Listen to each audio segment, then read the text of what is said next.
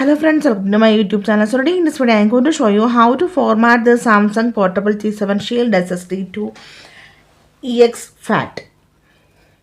Okay, for this first of all we need to connect this SSD to your device.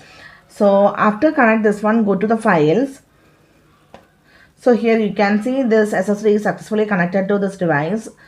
Tap on this one. So here you can see these are the files inside this SSD. Some videos and some pictures is also there. You can see some videos and also some pictures. Okay, so let me show you how to format this one. So first of all, tap and hold the name of this SSD. Tap on erase. So if you want to erase to exFAT, tap on this one.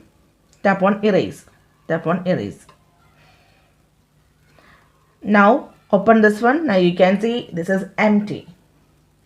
So simply in this way we can format the Samsung portable T7 Shield to exFAT. So hope you guys enjoy this video. Thank you for watching. Thank you. Bye bye.